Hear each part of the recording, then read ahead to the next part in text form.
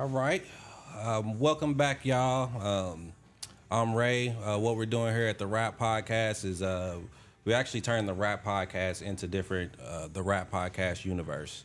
So this is the very first inaugural episode of the Check-In, featuring myself, and I'm honored to be next to my guy Marell Booker, aka Book, and I appreciate you coming on to the podcast, man. I appreciate the invite, my guy.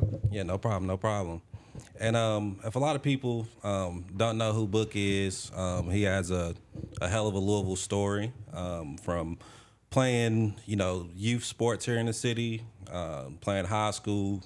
I actually went to Morehead State to play football for 1 year, then transferred to WKU where he finished out 3 years down at WKU in Bowling Green.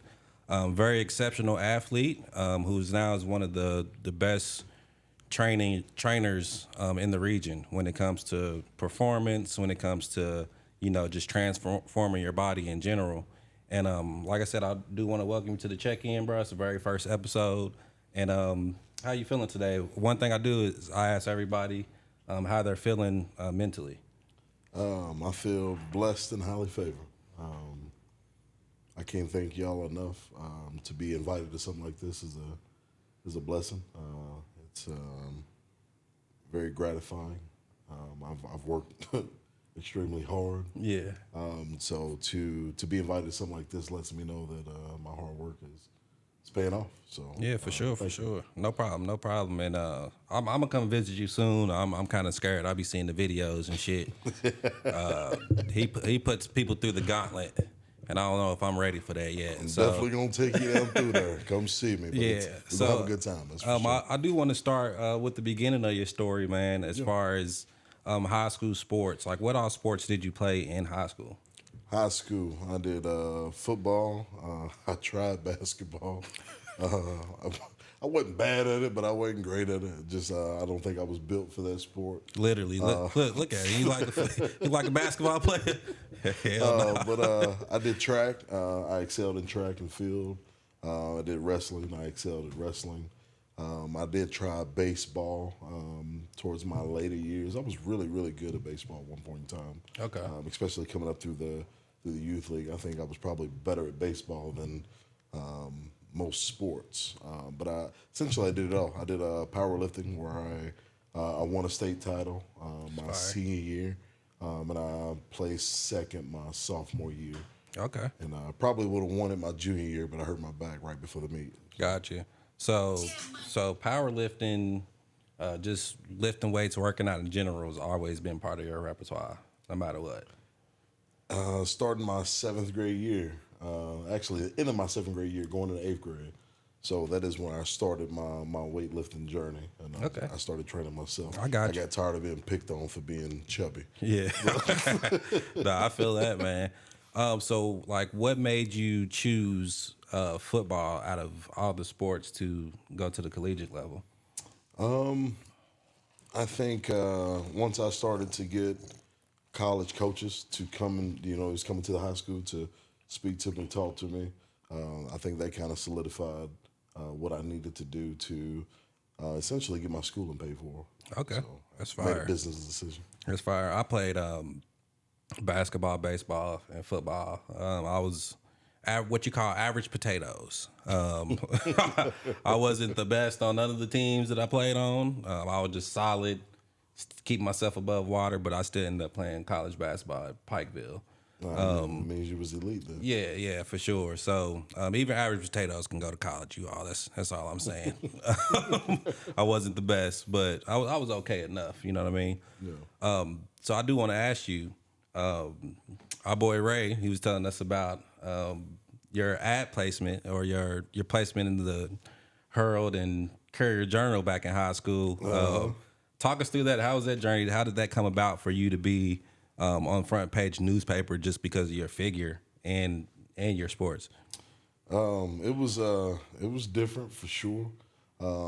Especially once I got down to WKU. I had been in the newspaper for football a couple times, in the Courier Journal. But down in Western, I got put in the paper because of my physical stature. They started calling me Booker the Body. which which is crazy. It's crazy in 2026. Back then, it wasn't crazy enough to put on the front page of a newspaper. Right. 2026, Yeah, you might be looking out for Paws Patrol, man. After you say that, but yeah, it was a dope experience though, man. I was actually known for who I was, Yeah. and what I brought to the field. So I was a very physical running back, and to be physical, you had to build your body. no, I understand that completely, and I think like sometimes like when you're in the midst of your journey, like no matter what it is, like sometimes you don't know what your destiny is, especially like a guy like you that had your hands in so much stuff, so many different sports, and eventually it all led back to fitness. You were actually in the paper because of your fitness at the time. At that time, did you know that you wanted to be a trainer and that you wanted to get a gym, the entire nine? Man, listen, I had no idea.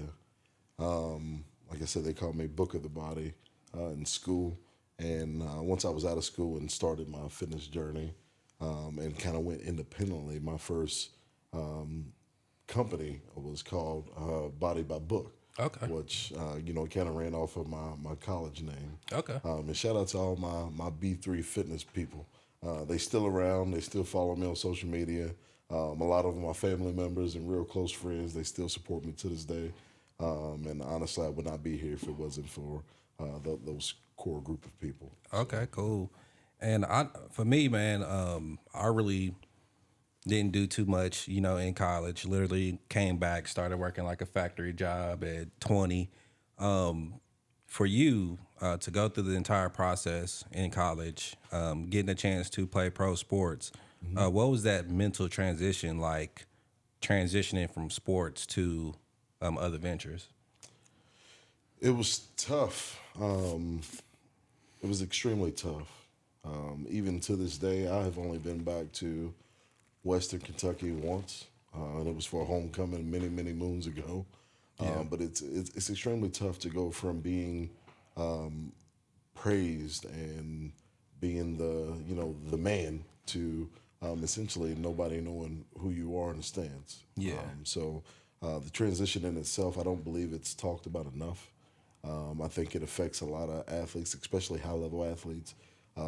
It's not talked about enough. Yeah. It's not supported enough.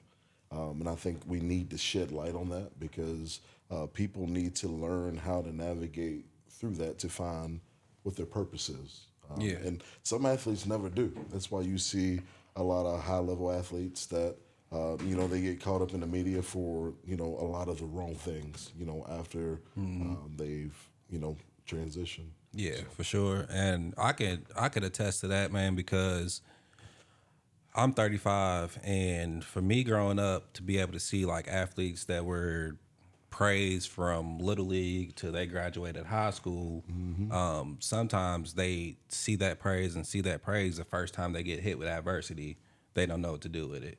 So sometimes when you get hit with adversity as a grown up, sometimes that's a negative effect because like you're praised your whole life damn near, you know what I mean? From your friends to your parents to your coaches to, just fans of whatever sport that you're playing. Absolutely. You get that praise, you have that utmost confidence. So I think that it does need to be highlighted as well for people to realize like, hey, sports is not all it, because at the end of the day, it's going to end eventually. Whether you reach your full dreams and make it to the pros, like what are you going to do after you retire? Yeah. So sometimes they have that same, I don't want to say problems, but from what I've seen is like when they end those sports, they still expect to be on that pedestal, and no matter what they're doing, right? So that's why you see a lot of people in the news for the wrong reasons and be like, man, they was a great athlete.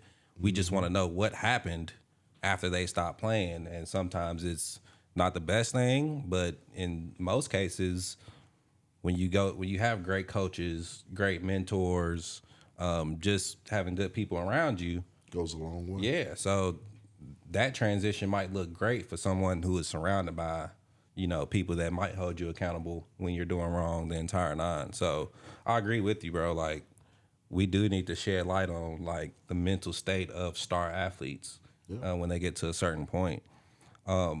Speaking of that, like how important do you think like structure is when it comes to sports, surrounding yourself by people, just your everyday life? How important do you think like structure is? I think structure is the difference between good and great. So I think it's a major difference maker, and you can tell the difference between those who have structure and those who don't. Yeah. Talent is only going to take you so far. Those athletes with talent, but also the work ethic which comes with having proper structure, those are the athletes that exceed. And I noticed that firsthand. Yeah.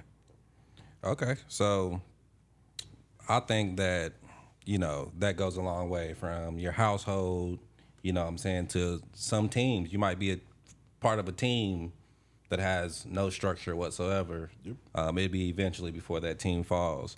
With family structure, what I've noticed sometimes is like most people that I do know that's in like a successful household, sometimes they have both parents in that household compared to people that have a single parent. I had a single parent myself to where I had the freedom to pretty much do whatever I wanted to, at a young age. Not saying that, I was irresponsible or whatnot, but I had that freedom. And some successful people that you see nowadays do come from those structured households. So I do want to ask you, like, how was your upbringing to get you to have the mentality that you do have? So I actually experienced a little bit of both. So my father was out of the home from when I was about 5 to 16. So he missed a big chunk, and it wasn't due to him not wanting to be there. It was due to incarceration, not making the best decisions, and I think we all can attest to that. Yeah, for sure. Has no reflection on the man he is today. So I had an experience of coming up with both my parents and also a single parent household. But what I will say is my mama held it down. Yeah. She provided that structure while holding down jobs where she was not, there for extended periods of time. So I had a lot of freedom, just like you did. But through our upbringing, like we tend to make the best decisions. Shout out to my little brother. Okay. Yeah, Antonio Booker. Okay, that's what's up, man.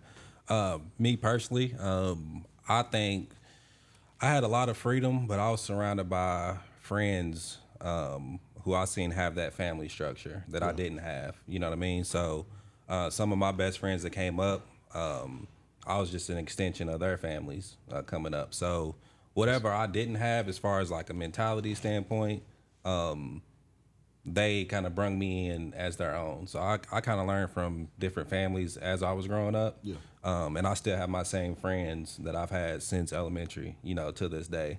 And That's dope. I got yeah, a so lot of my same you know what I'm friends, saying? too, So I really thank God that I was able to really be a part of their environments because that kind of really saved me from my environment in some aspects. So I never had to deal with anybody like missing from my life that was incarcerated, but I can just imagine, what I'm saying, from 5 to 16, that's a big chunk, you know what I mean, like you said. But when they do get out, what I'm saying, it's like you missed them. It's like, hey, we're going to start from here. We can't think of the years, that you did miss.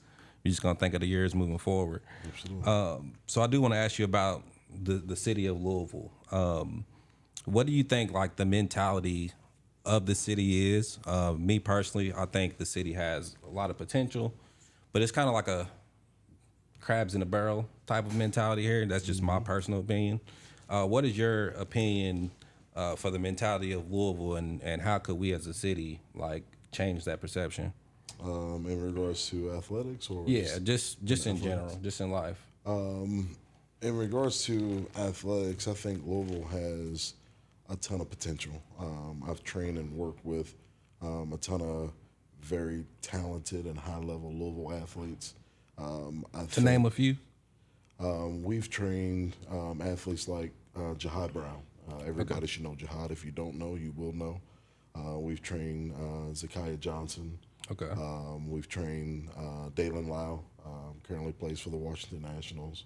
All those athletes have trained and are currently training at our facility. And that's just to name a few. And we got a bunch of others. Yeah, no, I seen you making your list, man, and it's a long list, y'all. I know we don't want to go down the names, but it's a long list. It's pretty impressive. It is, man. But I think our universities need to do a better job of keeping homegrown talent. I think they got to do their due diligence on keeping those kind of athletes in state. And shout out to Louisville. They spun Jihad from being committed to Indiana, IU to Louisville, and that just speaks volume because that hasn't happened in the past. So major shout out to them for being able to do that. And I've actually been following Jihad and his dad since the Louisville Charger days, and I think they were one of the first teams to win a national youth championship on the national stage, and all them kids is damn near doing good and excelling. They're excelling, state champions. Man, major shout out to all them kids, man. All them baby Chargers, man. They probably got 3 state championships. Yeah, they set the standard, man. That goes to show you, man, if you just bring the talent together, rather than just trying to compete with everybody, bring them together and literally show you the type of talent Louisville has. Because just say, for example, when I came up, we had 4 different leagues. I think we had Optimus, South Dixie, Muhammad Ali League, and Highview League, or no, it's Optimus. We had those 3 leagues, right? I think it's probably still the same to this day. Probably. I could tell you too much. But then you go to the southern states. You go to Texas, you go to Florida, go to Cali, and y'all can correct me if I'm wrong, but they've had Pop Warner forever, right?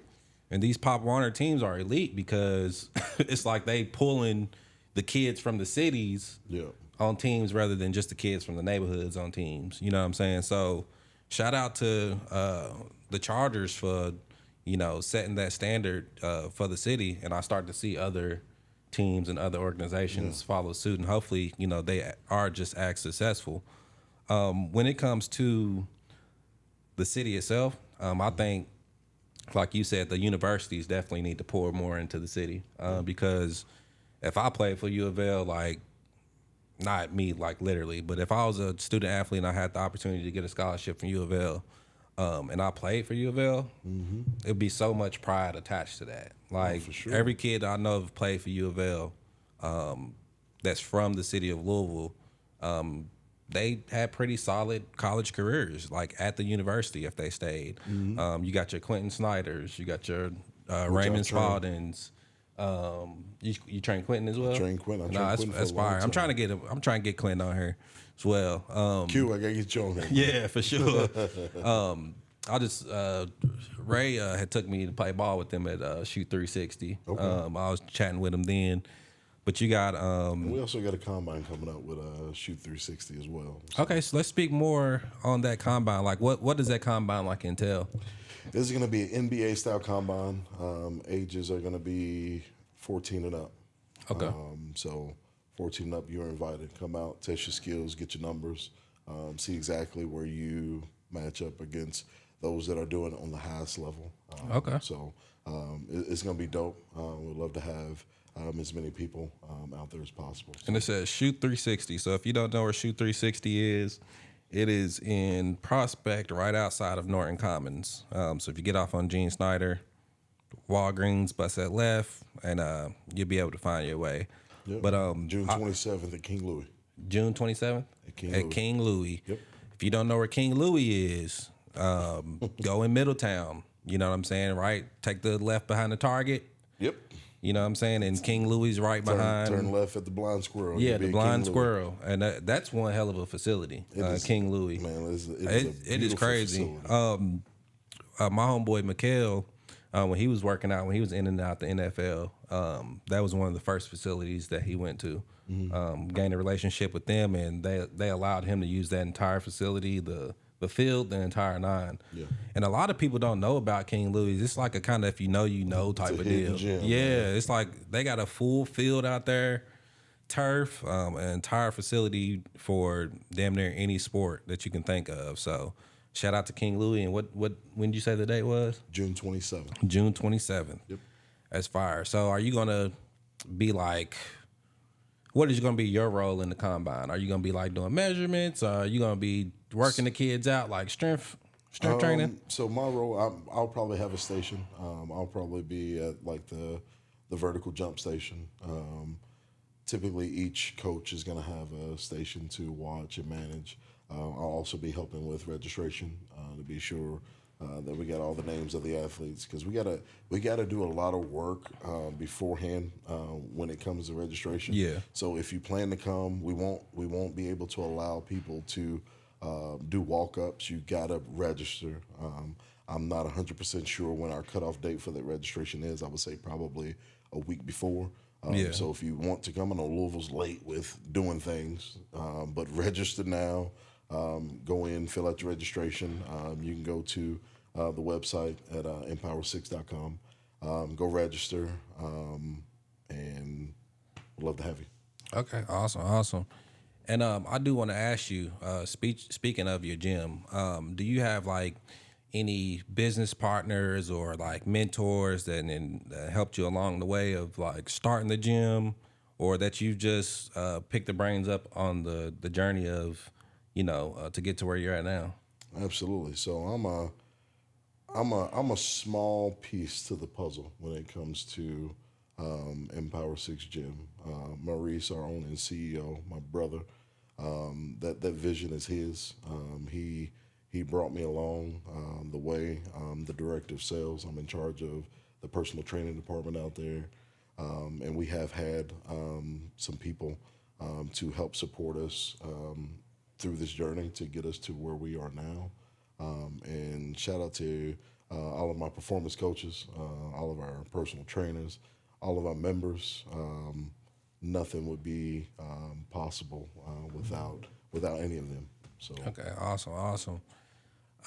Now, did you actually? I know you're certified, for sure. What was that process like, just for like people that do like training on the side that's not certified? Like, what's the difference of me going in and just training somebody for the hell of it, something that I can look up on YouTube to do, compared to actually like being certified and knowing the science, behind transformation? I think it's a huge difference. And what I would say, if everybody could do it, everybody would do it. So it's a huge difference to hiring a professional, someone who has went through, like me personally. I got my degree. I am also certified as well. Me and Maurice, we went down to DBC in Miami. We believed at that point in time they were at the pinnacle when it comes to performance training. Yeah. So we went down and got certified in biomechanics through DBC. Shout out to DBC and David Alexander. They taught us a lot, and I think that helped elevate our game and helped us come up with essentially our own curriculum to training and advancing high-level athletes. Yeah. And that's what So y'all can see my boy is educated. So it ain't like we just got this little piece of paper. We about to open up a gym and start training y'all, just out of nowhere. Sometimes you really do have to take sacrifices and take the time to go elsewhere to gain that knowledge, to bring back to the city and bring something that the city's really never seen at that point. You know what I mean? Absolutely. I see a lot of people opening gyms and everything, but I've followed you probably like the last 3 years or so, and I've seen the progression. How important has social media been a part of that progression for you? I think it's been super important, and I'm old school. I've never been the social media type. Even to this day, I'm not the best when it comes to social media. I don't post a ton of content on my actual page, but I do post a lot of stories. So people that follow me, you'll notice I do post a lot of stories. My stories, they're very interactive. They're funny. But I think the content in which you put out it's important to capturing the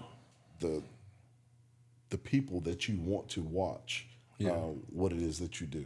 So like we got our videographer Kurt. He's our photographer as well. We will only put out I will only put content on my page that is from Curtis. It's Kurt Visuals. If y'all need work from him, go holler at him. He's one of the best I've come across so far. Yeah, we need to holler at him and come holler at us too, Kurt. Yeah, that's right, Kurt. Yeah, so here at our studio, we do a lot of media as well. So one thing we try to do is we try to connect with all media types, whether you're a photographer, videographer, editor, you name it. We're trying to connect and network with you. So we love to network with you, Kirk. Especially after hearing that he's one of the best. Listen to me. I'll put some money behind him. Yeah, no, I feel you. Kurt's good, man. He's really good. That's fire. Did you see the difference, like, from when you wasn't, like, putting out a lot of content until basically, like, you all put Kurt on your team? Oh, huge difference. Huge difference. I think it's made the difference in regards to the kind of clients that we attract.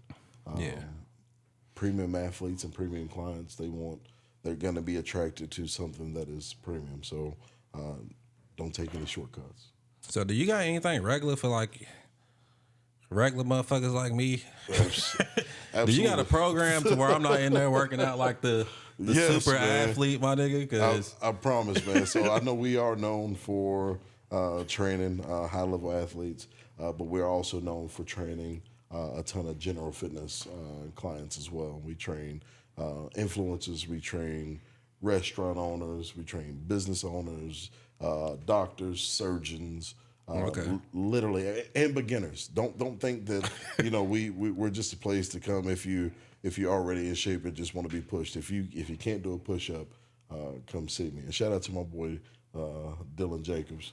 When he first, I gotta tell you a story. Tell the story. I'm here for it. He literally could not do a push-up. He played football at a high level as well. He played at Butler, then he went to Holy Cross, where he played 3 years at Holy Cross. He was, a 300-pound guy. I think he's at his heaviest. He was 320 pounds. Shit, if I'm 300 and weak, I probably couldn't do no motherfucking push up either. Shit. Right, but pushing up 300. Look, but I'm telling you now, he's down 120 pounds. Fire. Got an 8-pack. I mean, this kid's shredded. Shout out to Dylan, man. No, that's fire. Even if you can't do a push up, don't think that you can't come see us. Yeah, just come back the next day. One thing I have a problem with when I go to gyms, right? I'll be going hard for like 3 months. And if I miss like 2-3 days and that soreness goes away, it gets to the procrastination period where I'm like, I can miss another day. Mm-hmm. Then another day turns into another day.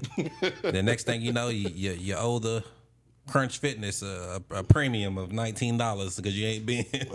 So that's kind of how I am. I'm too inconsistent with it, but I'm glad to know that you got something for beginners because I'm one of them, and our guy over here tried to scare me away earlier before we started. He said I wouldn't last a week. Wouldn't last a week? Yeah, I think I could, though. I think I could for sure. I promise you would, man.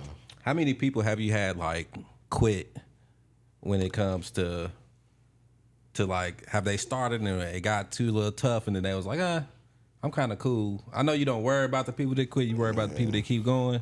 But have you had anybody that never came back because of how hard the work was? Listen to me. That is going to continue to happen. Yeah. And it comes with the territory. A lot of people think they are ready, and that's not always the case. And that's okay. It's either one day or day one. You are the determination of that. Yeah. So okay. But even if day one is tough, it don't mean you don't come back. Yeah. But it happens though. Now, I know you're a professional and everything, but is there anybody like that you'll see out that quit and you be like, I seen this motherfucker in my gym. Like I know you quit on me. Oh yeah. Like I don't even know what to say to you, but Absolutely. Like, I have seen that a couple dozen times. yeah. And I make it a point to go make sure that you know that I saw you. Yeah. But it's not, not for any bad blood or anything. But it's honestly, I want to encourage you to come by. Yeah. So that's. I mean, that's how I would be.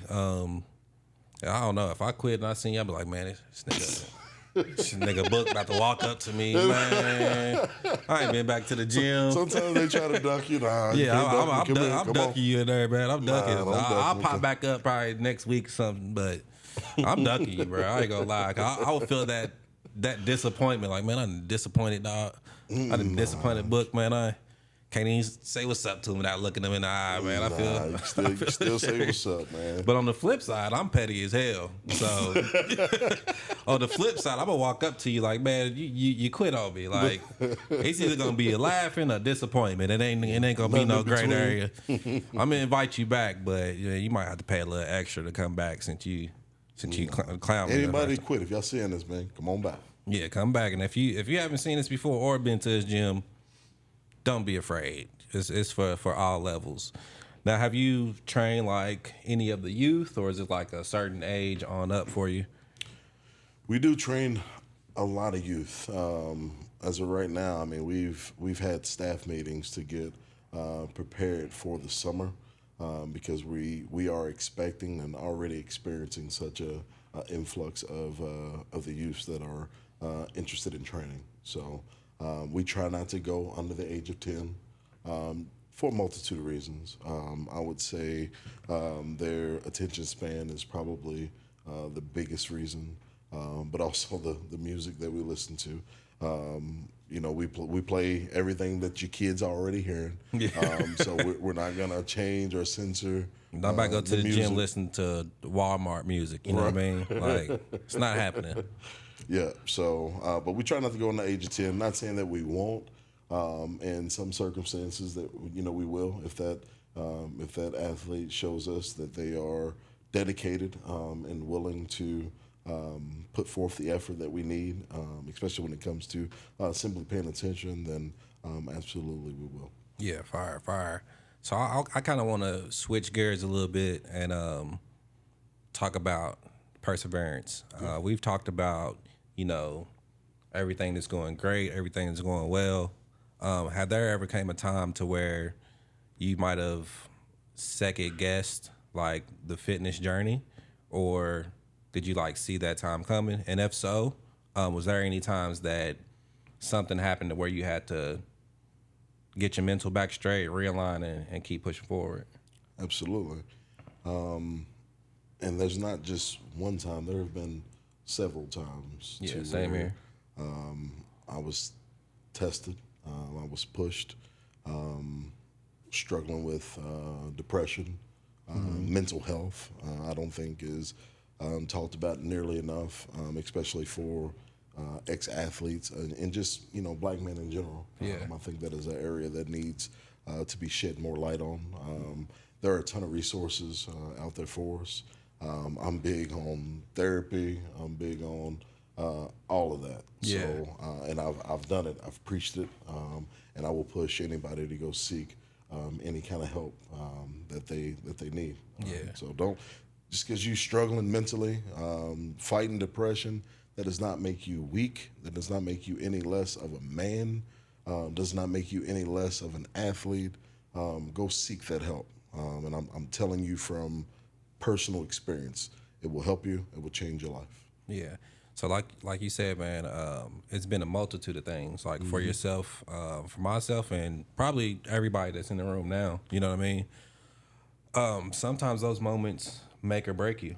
Make or break what you're gonna do. And Absolutely. for me, I think that me and my guys, we always speak on mental health. That's why one of my first questions was like, how are you doing mentally? You know? That means a lot. Yeah. I'll never forget that. Yeah, and one thing that I think it derives from, I think it really derives from just our history as black men in general. You know what I mean?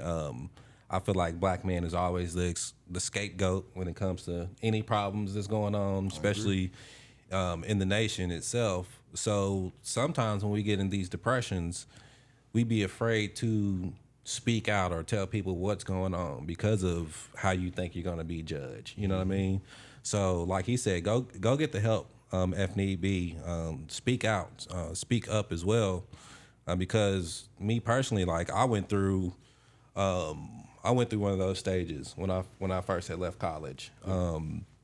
I left college halfway through a semester, my junior year, and when I came home, I was literally working at the post office, 9 to 5, vampire hours. You know what I mean? And I was like, man, what can I do outside of this? I'm not trying to be doing this for the next 40 years because you could literally see people fall into that trap. Yes, that's 45 years old that's still wanting to do everything a 25-year-old's doing, or they're just confined to these 12 hours and just going home and just repeating and repeating. There's nothing wrong with a 9 to 5. I'm not telling people that, but from the stage that I went through, it's like, hey, who am I surrounding myself by? Can I express myself to these people without it being like thrown back into my face? Can I tell people any personal issues that I'm going through? So sometimes those roadblocks literally cloud your judgment on other people. Sometimes it clouds, your path. Like sometimes you forget like who you are as a person as well. So I think being like an exceptional athlete, being a star athlete, like there's some type of genius within that. You know what I'm saying? You're not there for no reason. It's not just all physical. You have to use your mental. So if you're a running back and you get that sweep left and you see that motherfucking crease, but you cut back to the right, you juke, and everybody can't do that. You know what I mean? Like that's some type of genius to that. Yeah. If you're a basketball player, you come through the lane, throw the ball off the backboard and do a 360 dunk, like how did you think of that in that split second? Yeah. Like that's some type of genius in that mental. So it's like, hey, for me, it's like find your genius. You know what I mean? Find what you're good at, and like you said, man, like go get that help. So that's one thing I pride myself on being around my guys with is we always talk about mental health, make sure everybody's straight, and I think that's kind of what helped us get to the point that we're at now. And I do want to ask you as well, do you think that separates, like, do you think that mentality in general separates like the elite from average, not just the athlete, but just in general? You can be elite in anything outside of sports. Man, absolutely. I think that's the difference maker is not only a person's way of thinking, but the amount of discipline that they are willing to put towards their craft, whether that is an athlete, whether that is a business owner. You've come across people in your lifetime to where you know that they are different. They're wired different. They think different. I've been with and worked with a lot of athletes, and I can tell which ones are completely different. The ones that are they're not caught up in the drinking, partying, things like that. Like I know some guys that I played college ball with, and when I was coming up, drinking was a thing. We gonna party, we gonna drink, and it was a handful of guys that they wasn't budging. I don't care what you was trying to do to get them to drink. They wasn't drinking. I got a quick story about like that perfect example, right? So in 2014, I think it was the summer of 2014, Reggie actually agreed to this story as well. I was living over there by Moore High School, and my little brother had a going away party to go to college, right? Lamar Jackson, D'Angelo Russell, Reggie, they all came to that house party, right? And it was literally the day after D'Angelo Russell got drafted number 2 overall. Him and his brothers and his entourage came in with the Louisville hats. I mean, with the Laker hats on. It was literally the next night after. So we were surprised that he came or whatnot. But the story is really about Lamar, right? Everybody's smoking and drinking in the house or whatnot. And Lamar Jackson was literally in the living room, sitting on the couch. Chilling. Didn't pick up a drink. Didn't budge on like any females that was coming at this time. This is beginning of his freshman year, like the summer going into his freshman year. Yeah. So it's like if you followed the sport, you knew who he was, but he wasn't the He ain't Lamar made his Jackson name. at the time He ain't yet, made right? his name yet, yep. So Reggie actually told us like, yeah, he's probably gonna take my spot. You know what I mean? Like Reggie was the starting quarterback at the time. They was just waiting for him to mess up. That's what he told us on the last episode. But I say to say this though, like at that point I knew that he was wired different, right? Because in the party, he's sitting in the same spot the whole time, talking to his teammates, and whatever conversation that you had with him, like he came off as humble, but he was not participating in none of the activities that was going on. He was just there for the vibes. Yep. And right then and there, I said, "Dog, dude's gonna be slick crazy for us." But I didn't know he was gonna turn into what he did turn into. But I knew he was wired different. You know what I mean? But that was just a quick example of, like what you just said. Like once you know, you're not participating in everything. You got a goal, and you're gonna reach that goal. You locked in. Absolutely. But that's a little quick story of him being locked in, and you see what he turned into now, right? Yeah, makes the biggest difference. And I've seen it was some players in there. I ain't gonna name their names, but it was some players in there getting fucking tore down to the ground. They ain't playing on Sunday. They probably wasn't even on U of L's team the next season. Yeah. You know what I mean? Or you'll see them in every other party. Yeah. It's like, hey, the NFL at that time was important to some players. And some players, it's like more about the college experience. But that's just, their goals, I guess, at the same time. Everybody's wired differently. Yeah, everybody is. Speaking of college as well, though, like, how was your experience with the city of Bowling Green, like compared to Louisville? Could you name some similarities and differences? I know a lot of people that went to WKU, and I know that's been from Louisville, and they always tell me like the different stories, the different everything that's went on. Like, is there a big difference between the two cities outside the size? Outside the size, I would say yes and no. The city of Bowling Green was extremely good to me. I love Western. Got nothing but good things to say about Western. But it's also it's different being coming from a Louisville. Like, Louisville's not just about Louisville football, Louisville athletics. Bowling Green, when you were an athlete in Bowling Green, honestly, I don't care what sport you play. When you're an athlete at WKU, it's all about WKU because it's a smaller city, so you get treated like a professional player down there at WKU. I'm signing autographs out at restaurants. I'm on radio stations, so it was dope. It was a beautiful experience. If you're ever considering Western, I heard it's grown a lot since the last time I've been down there, which was over a decade ago. Yeah. I highly encourage it. The schooling was great. The education was great. The campus is phenomenal. I highly encourage. Did you go down to Nashville a lot as well? You know what? Not saying I never went, but yes, I went to Nashville. I went all over, man. Nashville, back to Louisville. Yes, we kind of moved around a little bit. I had a homie that went to WKU. This motherfucker moved to Nashville. He ain't did nothing wrong. He was like, I probably gonna move back up to Louisville, but I'm gonna move to Nashville though. Right. Shout out to my family in Nashville. Yeah, man. I got a lot of Booker family down in Nashville. No, that's what's up, man. Is there anything that people like don't see, like that's important, like behind the scenes? From like your journey, like from the outside looking in, like, hey, yeah, you do a lot of training with these athletes, but like, can you talk about like the process that people don't see that's so important? I think there's a ton. Continuing your education is super, super important. It's something that Maurice really pushes onto me, pushes onto our trainers. This field is continuously evolving. So essentially staying up to speed. I'll tell you right now, the way we train athletes now versus how we train when I was an athlete is night and day difference. I mean, completely night and day difference. We're able to identify what these athletes need specifically for each and every individual athlete. I never had individualized training coming up as an athlete. I didn't have no training. None. I train Fuck myself. the individualized. I train myself. Yeah, Nobody. I train myself. Me and Reese, we was just talking the other day. Do y'all remember the jump soles, the shoes that that made the vert you shoes, that made you walk on your toes? Yeah. I used to run a mile in those.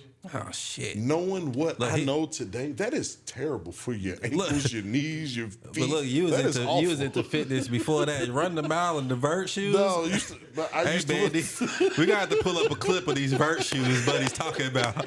They don't understand. Like your calf muscles would be a fire. That was it. You had two options: black and red, white and red. Yeah, that was it. But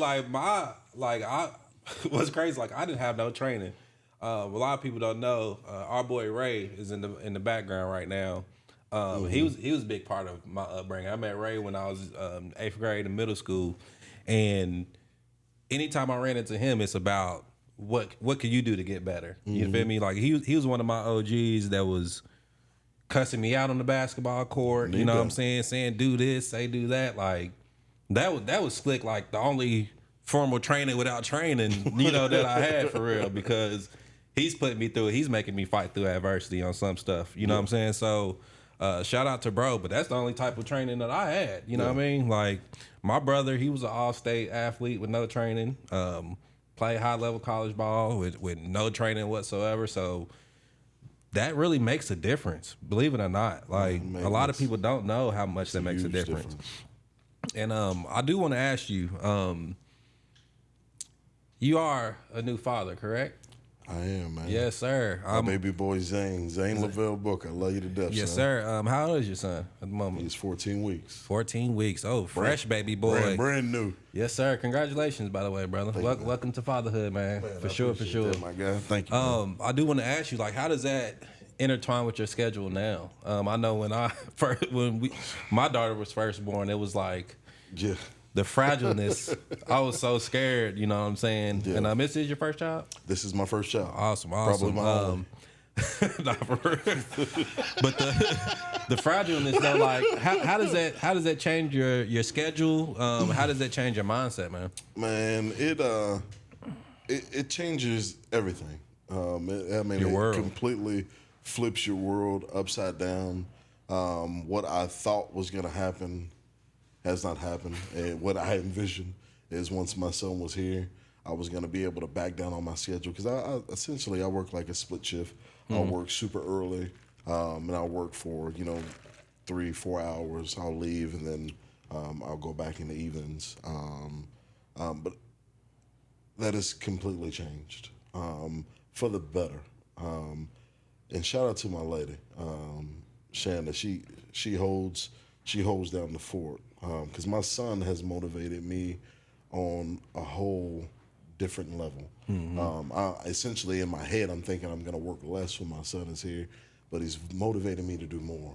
So yes, I do the fitness, with Empower 6 Gym, but I also started a completely separate company, literally almost right before he was born too. So I also do Empire property care. So I do lawn care, I do landscaping, small roofing repairs, the whole nine. So my days are actually kind of hectic, but my goal behind that is I want to build something to leave to my son. So he's motivated me on a whole nother level. So my 8-hour days have turned to 15, 16 hour days. Quickly. And that's kind of how I was, man, when my daughter was first born. Shout out to Harper. She's 7, going on 8. But at the beginning, I was scared, man. Like, I'm not going to lie. I'm like, how am I going to take care of this kid? Terrifying. You know what I'm saying? Not as far as, like, financials and what to do and what not to do. Oh, mine was. But as far as everything. But it was like, I was scared from top to bottom. It was like more so like of the responsibility of another human being. You know what I mean? Absolutely. That's what was frightening the most. But the moment that she was born, spitting image of me. So it's like, okay, it's getting straight. Wait till he gets get a little older, and get you run for his money, man. But that's what's up though. Now, do you think like it was really like perfect timing, or it was just happened? I do believe it was perfect timing. God makes no mistakes, man. Yeah, same. And, the closer you get to the source, the more you realize. For the longest, I didn't think I could have kids. So I kind of, I lived, you know, I lived, a carefree life for a while, and he humbled me quick. And let me know, no, you can't have kids. So you about to have one. You know what I mean? So, Yeah, that's fire, man. I'm a firm believer in everything happens for a reason. everything. I'm a man. happens for a I'm a man of Christ myself. So I congratulate you on that, man, and Thank you, brother. I can't wait to see the journey for you and your son and your family. You know what I mean? So Thank you. so I also want to think that how old he gonna be before you start working him out in the gym? Since you want to start at 10, you want to start everybody else at 10. Man, listen, depends on. Look. I already called Ray a couple times. I said, bro, how soon did you start training Baby Ray? Because I'm watching. Listen, if y'all don't know Baby Ray yet, y'all gonna know Baby Ray. You're gonna know him. I'm telling you, he's far ahead of his time. Like, and Ray, shout out to Ray Bowen's done a great job with his son, and I plan to do the same. So I consult with Ray a lot. I want to know, like, what I don't want to do it too early. I don't want to seem like the crazy father. You know what I mean? But Ray shows me, bro, this is what he wants to do. He asked it. I don't push him to do it. Like, this is what they say. It's in you, not on you. Yeah. It's in you, and I hope it's Zane. It better be in you. Yeah, it's definitely if it's in you, it's gonna be down the bloodline for sure. For sure. That's one thing I solely believe in. Like, yeah, kids make their decisions, when they get older. But as far as like mentality, as far as like genetics, like you can tell. Oh, for sure. You can absolutely like tell. 100%. You know what I mean? Like, I don't know how to explain it really. It's like you can tell what kids is wired different just off the back of who their parents are. For sure. You know what I mean? Like, you could tell if a kid's gonna be off their rocker by the time they 5 years old. You be like, this motherfucker gonna be a fucking headache. Something wrong with dude. Something's wrong. You know what I mean? So you could definitely tell, man. For me, my daughter, I could tell that she was gonna be outgoing since she was and gonna be very, very artistic, like since she was a kid. You know what I mean? From drawing on the iPads to trying to create something out of nothing. Like, she literally like makes like dolls and shit out of socks, sticks, you know what I'm saying? She cuts up pillow casings to make a skirt out of a doll or some shit, but I think that she's gonna be a creative, you know what I'm saying? No, for sure. I don't know which aisle it's gonna be in, but her creative mindset is like way more than mine was when I was at that age. So you saying like, oh, I train kids under 10 or over 10. Something telling me little Book gonna be getting trained before 10. Oh, for sure. I think Ray said he started at like 3 or 4. But you can tell though. You can tell, right? I didn't start playing sports until I was 10 years old. Yeah.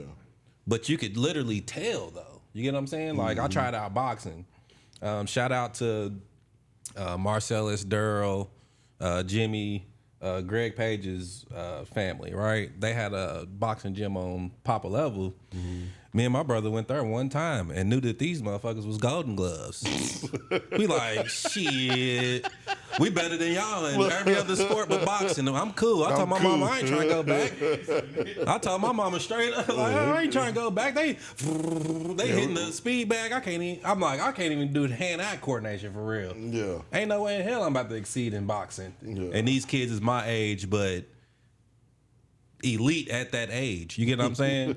So like, you could definitely tell. So like, the earlier you get started, like, absolutely, you can tell that difference. You know what I mean? Yeah, for sure. So I can't wait to witness the journey, man, for sure. Me neither, man. I'm excited. For sure. My last question for you before we wrap up, man, is from a kid from Louisville, born and raised, to excel at every sport, actually play on the college level, and I consider you at the pinnacle. I wouldn't say like I would consider you at the highest level of performance training right now. So as an athlete, you had to get that transition after sports, but you were able to have that structure, mentality, discipline, work ethic to get to where you are now. what would be a message to the young kids in Louisville that may see this that you know are succeeding in sports, or what would be your message to give to them to basically you can set out to accomplish whatever you want to if you put your mind to it?